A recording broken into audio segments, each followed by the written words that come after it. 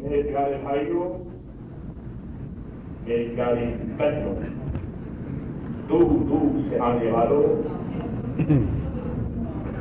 آج آپ سے پھر ایک مرتبہ ایک جزیرے میں اپنی نیکیوں کا، اپنے اتحاد کا،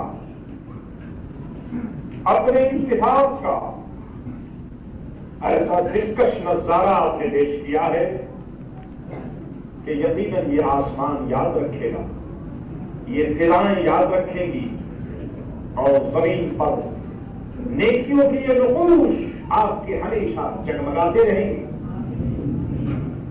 دور دور سے آنے والی بہنوں، مجھے اس کا اعتراض ہے کہ سوسائٹی کا گوشہ آپ کے لیے تنگ پڑ چکا ہے، سوسائٹی کا صحن اور سوسائٹی کی چھتیں تنگ پڑ چکی ہیں، لیکن آپ یقین مانیے کہ ہمارے دلوں میں آپ کے لیے بڑی گنجائش ہے۔ ہم دل کی گہرائیوں سے آپ کے لیے دعا کرتے ہیں کہ الہ، یہ اس قوم کے افراد ہیں کہ جنہوں نے ہمیشہ حق کا ساتھ دیا، جنہوں نے ہمیشہ محمد رسول اللہ صلی اللہ تعالی علیہ وسلم کے پرچم کو بلند کیا، جنہوں نے ہمیشہ ولایت کے علم کو لہرایا۔ یہ وہ لوگ ہیں کہ جنہوں نے اس جزیرے میں اپنے ماضی کی یادوں کو ہمیشہ باقی رکھا۔ یہ وہ لوگ ہیں جو آج بھی نقشے کوہن کے شہدائی ہیں، یہ وہ لوگ ہیں جو آج بھی اپنے ماضی کو آواز دے رہے ہیں، یہ وہ لوگ ہیں جو ماضی کی روایات پر آج بھی عمل کرنے میں فخر محسوس کرتے ہیں۔ خدا ان کو اور ان کی آنے والی نسلوں کو ہمیشہ شاد و آباد رکھے۔ میں پھر ایک مرتبہ 36 اینول منتھلی گیارہویں شریف 36ویں گیارہویں شریف کی مبارک مجلس میں آپ کو خیر مقدم کر رہا ہوں، اور نام اور منقبت کی اس فضا میں اور اس ماحول میں میں چاہتا ہوں کہ حضور غوث العظم سید الشیخ عبد القادر جیلانی رحمۃ اللہ تعالی علیہ کے ارشادات اور ملفوظات بھی آپ کی خدمت میں پیش کرتا ہوں۔ توجہ کی، غوث پاک 5ویں صدی ہجری میں آپ پیدا ہوئے۔ 5ویں صدی ہجری اور پھر 6ویں صدی، یہ زمانہ بڑے ہی کشمکش کا تھا، سیاسی طور پر، ملکی طور پر ملت اسلامیہ میں رسہ کشی ہو رہی، مذہب کی لڑائیاں، بغداد جیسا شہر فسق اور فجور کی تاریکی میں ڈوبا ہوا تھا۔ 4 لاکھ سے زیادہ آبادی بغداد جیسے شہر کی۔ بغداد اس زمانے میں پوش بلاد تھا۔ یہ اس زمانے کی بات ہے جب میرے دوستوں یورپ کے ان بڑے شہروں کا نام و نشان تھا۔ ایسے نازک وقت میں اللہ تعالیٰ نے سید الشیخ عبد القادر جیلانی رحمۃ اللہ تعالی علیہ کو محب الدین بنا دیا۔ الحمدللہ آپ امام حسن رضی اللہ تعالی عنہ کی 11ویں پشت میں آپ دنیا میں تشریف لائے۔ حسنی بھی ہیں، حسینی بھی ہیں، ولایت کے تاجدار بھی ہیں، اور غوث اعظم بھی ہیں رضی اللہ تعالی عنہ۔ آپ کی مجلس کا رنگ کیا ہوتا، آپ جس انداز سے بات فرمایا کرتے، اس بات کا عالم کیا ہوا کرتا۔ اس سلسلے میں اتنا ہی کہہ دینا کافی ہے کہ حضرت شیخ عبد الحق مؤسسی دہلوی رحمۃ اللہ تعالی علیہ فرماتے ہیں کہ 400 منشی، 400 رائٹر آپ کے پاس کو لکھنے کے لیے اپنا قلم اور اپنی دعوات لے کر اس مجلس میں حاضر ہوتے۔ اندازہ کیجیے یہ 400 کی تعداد، اور وہ 400 کون لوگ ہوتے؟ علماء، صوفیہ، مشائخ، عام رائٹر نہیں ہوتے۔ علماء، مشائخ 400 آپ کے پاس کی مجلس میں رہتے، اور اجتماع حال یہ ہوتا کہ 1 لاکھ سے زیادہ کا اجتماع ہوا کرتا. پھر اس زمانے میں لاؤڈ اسپیکر تو تھا نہیں, کوئی برقی انتظام نہ تھا, لیکن یہ آپ کی کیسی کھلی ہوئی کرامت تھی کہ آپ کی آواز جس طرح پہلی سب سے لوگوں کو پہنچتی, اسی طرح آخری سب سے آپ کی آواز سنی جاتی. 1 لاکھ, اور پھر یہ کہ ان 1 لاکھ کے لوگوں میں سب مسلمان نہیں ہوا کرتے, عیسائی ہوا کرتے, یہودی ہوا کرتے, مجوسی, بے دین, دہریہ, اس قسم کے لوگ پانچ کی مجلسوں میں ہوتے, اور ایسا معلوم ہوتا کہ حضور غوث پاک الدین عبد القادر جیلانی رحمۃ اللہ تعالی علیہ, ان کے دلوں میں جو شبہات پیدا ہو رہے ہیں, ان کے دلوں میں جو خیالات اور وسوسے پیدا ہو رہے ہیں, آپ اپنے بعض میں ان کے جوابات دیا کرتے تھے. اور بعض کے اختتام پر عالم یہ ہوتا تھا کہ ادھر سے کچھ عیسائی اٹھتا ہو پڑتا لا الہ الا اللہ محمد رسول اللہ, ادھر سے کچھ یہودی اٹھتے پڑتے لا الہ الا اللہ محمد رسول اللہ, ادھر سے کوئی مجوسی اپنا سننا توڑتا ہوا آتا اور پڑھتا لا الہ الا اللہ محمد رسول اللہ. میرے دوستوں, دین ہوتا ہے بزرگوں کی نظر سے بیٹھا. اسلام ہمیں ڈائریکٹ نہیں ملا ہے, انڈائریکٹ ملا ہے, اور انڈائریکٹ میں یہی وہ لوگ ہیں کہ جنہوں نے اسلام کو اس زمانے میں دھوکا کیا. اللہ حضور, اور پھر یہی نہیں کہ وہ صرف مسلمان ہونے والے خود فرماتے حضور غوث پاک کہ میرا دل چاہتا ہے کہ میں جنگلوں میں چلا جاؤں, میں بیابانوں میں صحراؤں میں چلا جاؤں, لیکن میں جب دیکھتا ہوں کہ مخلوق خدا کا فائدہ مجھ سے وابستہ, ان کی ہدایت مجھ سے متعلق ہے, اگر میں ان سے رخصت ہو گیا تو گمراہ ہو جائیں گے, ان کو ہدایت پر لانے والا کوئی نہیں ہوگا. اس لیے 25 سالہ زندگی بیابانوں میں, جنگلوں میں, صحراؤں میں گزارنے کے بعد, دور دراز مقامات میں مجاہدہ اور اللہ کرنے کے بعد جب خانقاہ بغدادیہ میں آپ جلوہ فرما ہوئے اور وہاں تشریف فرما ہوئے, تو آپ نے جو بعض ارشاد فرمایا, اس بعض کو اس زمانے میں لوگوں نے قلم بند کیا. اس بعض کا ایک مختصر سا مجموعہ اس وقت میرے سامنے ہے. اس مجموعے سے چند باتیں میں آپ کی خدمت میں پیش کروں گا. میں امید کرتا ہوں کہ آپ توجہ سنیں گے. کیا عجب ہے کہ ان باتوں سے میرے دل کی دنیا بھی بدلے اور آپ کی کایا پلٹ بھی ہو. سنیے, حضور غوث پاک رضی اللہ تعالیٰ عنہ بغداد مقدس کے مدرسے میں 11 تاریخ جمادی الآخر کا مہینہ 445 ہجری تشریف فرمانے آؤ ارشاد فرما رہے ہیں. سنیے کیا ارشاد فرماتے ہیں, درود شریف پڑھیں.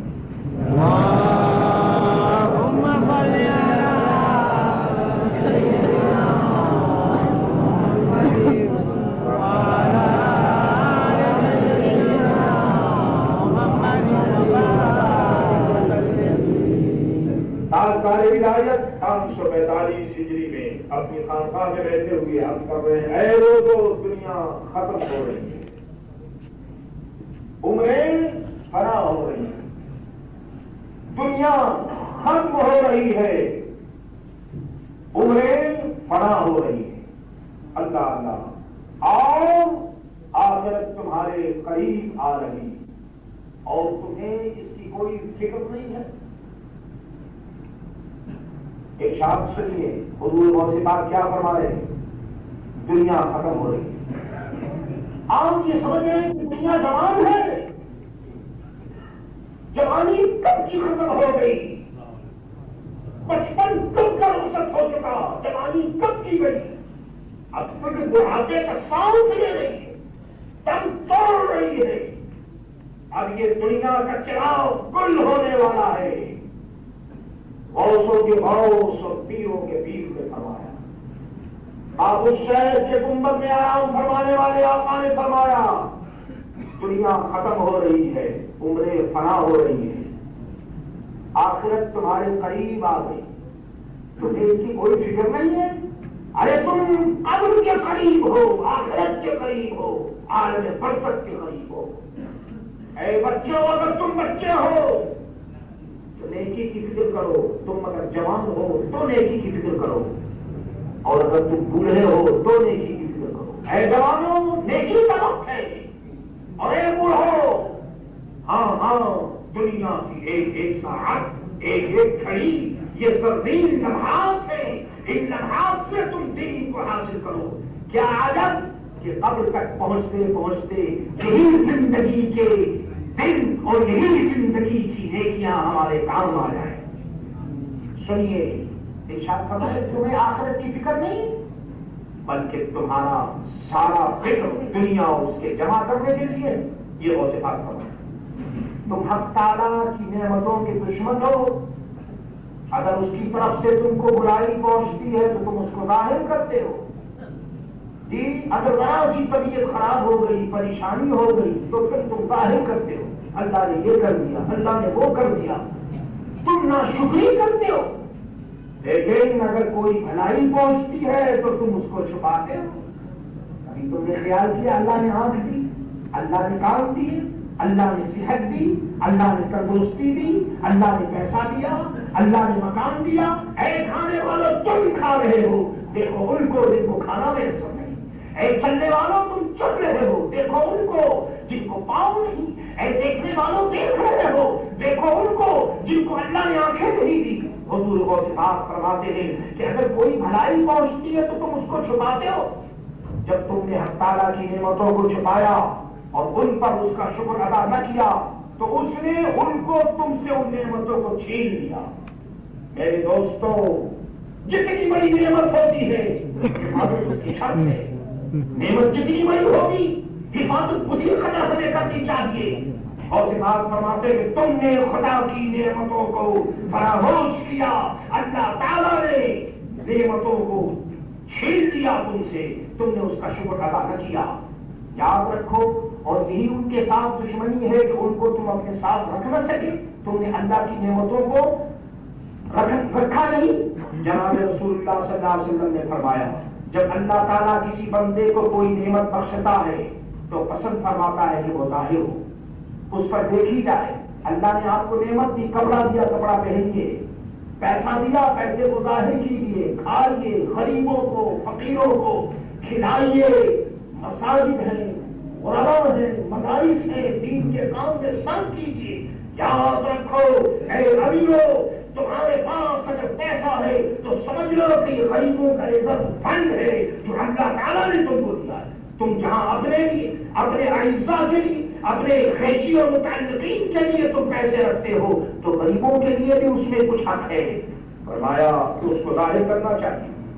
اہل اللہ نے اپنے لیے صرف ایک ہی فکر رکھا۔ سنو، میں ان کی باتیں کر رہا ہوں جو اللہ والے، جو اللہ کے ایک بندے، فرمائے انہوں نے ایک ہی خیال رکھا، ایک ہی فکر رکھا اور ساری چیزوں کو اپنے دلوں سے باہر نکال دیا، اور ایک ایسی چیز کو ان نے جگہ دی جو دوسری چیزوں کی طرح نہیں ہے۔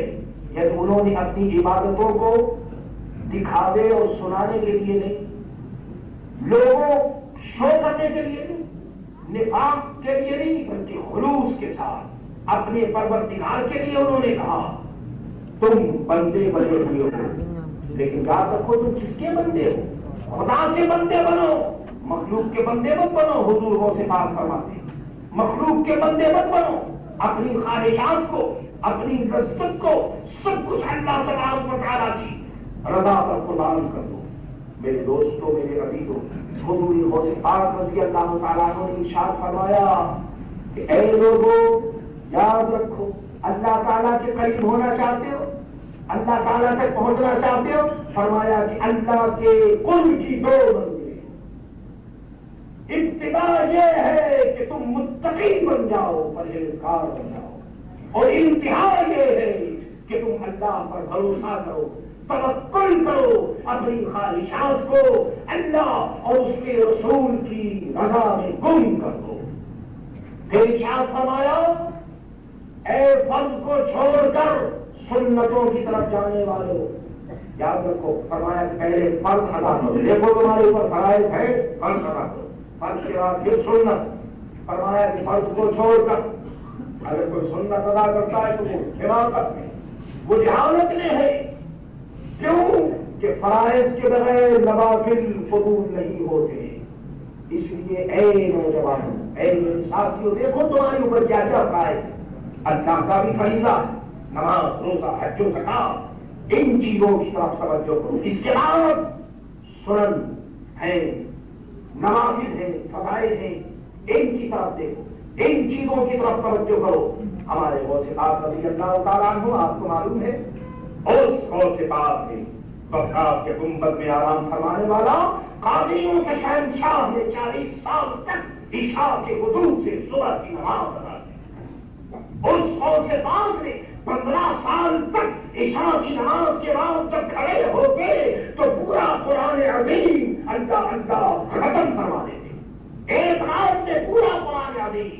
اور سنیے وہ غوث پاک رضی اللہ تعالیٰ عنہ شیخ مصلح الدین سعدی شیرازی رحمۃ اللہ تعالیٰ علیہ گلفتاں میں لکھا کہ دیکھنے والوں نے کعبے کے سامنے شیخ عبد القادر جیلانی رحمۃ اللہ تعالیٰ علیہ کو دیکھا. دعا فرما رہے ہیں حضور غوث پاک. کیا دعا فرما رہے ہیں؟ عشاء عرض کرتے ہیں الہ العالمین میں نے تیری عبادت کا حق ادا نہیں کیا. الہ العالمین میں گنہگار ہوں. خداوند عالم قیامت کے دن میری آنکھوں پر پٹیاں بندھی ہوئی ہو، میں اس طرح سے اٹھوں تاکہ میں لوگوں کو دیکھ نہ سکوں. کیوں کہ میں گنہگار ہوں گا، میرے گناہ میرے ساتھ ہوں گے اور میں نہیں چاہتا کہ نیک لوگوں میں اٹھ کر کے میں اپنے گناہوں کو دیکھوں اور مجھے شرمندگی حاصل ہو. اس لیے الہ العالمین میں جب قیامت میں اٹھوں تو میری آنکھوں میں پٹیاں بندھی ہوئی. یہ کون کہہ رہا ہے؟ جن کے قدموں کی خاک کی برکت سے مجھ جیسے کمینوں، کتوں اور سعیدوں کی ایک کی نہیں، لاکھوں کی نہیں، کروڑوں کی میرے دوست کو سفارش ہو اور بخشش ہوگی. وہ فرما رہے ہیں. آپ دیکھ رہے ہیں یہ ہے مقام تواضع، یہ ہے مقام تسلسل اور یہ ہے حضور غوث پاک رضی اللہ تعالیٰ عنہ کا ارشاد الہا مجھے، میرے عزیزوں کو، میرے بھائیوں کو، میری بہنوں کو سب کو توفیق عطا فرما. میرے دوستو ابھی تک حال کی باتیں ہو رہی تھی، اب حال کی بات کرو اور آ جاؤ تصور میں خانقاہ بغدادیہ میں پہنچو. حضور غوث اعظم کا آستانہ سامنے ہے. وہ پہلا دروازہ کھلا، دوسرا دروازہ کھلا. غوث اعظم رضی اللہ تعالیٰ عنہ اپنی مرکز میں آرام فرما ہے.